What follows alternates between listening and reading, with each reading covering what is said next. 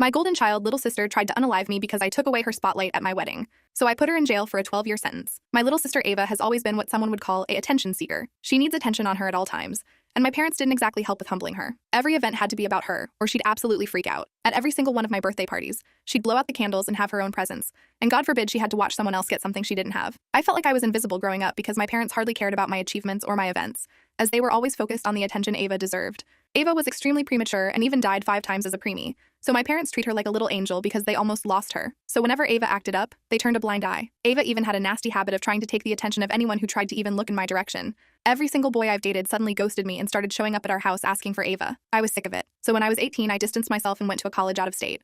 I found the love of my life, Kyle, there. Now 6 years later, we're getting married. His family became mine, and I finally felt accepted somewhere. So when it was time to compile the guest list, I decided that it was time to see my family again, so that they'd see what they were missing out on. Kyle even insisted I invite Ava because he wanted to be the one to finally put her in his place. It was the perfect day. I walked down the aisle, saw Ava huffing in the 3rd row with my parents trying to calm her down, and met Kyle at the end. We both were in tears by the end of the ceremony, and when it was time for reception, I thought everything went exactly to plan. That's when Ava struck. She came up to me, and in the most sincere tone ever, she congratulated me. My jaw literally dropped. That's when she offered me a glass of whiskey and made a toast to her beautiful sister and her handsome groom.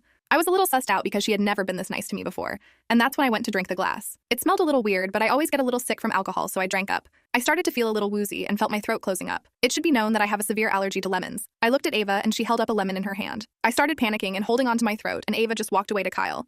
She even twirled her hair at Kyle while I was literally dying. Kyle looked my way as soon as she came to him and ran to me with an EpiPen. I had to go to the hospital because my throat was extremely damaged and had to miss my honeymoon. So when the cops came to my room asking me what happened, I told them exactly what happened. Ava poisoned me. You should have seen the way my phone blew up after Ava got arrested.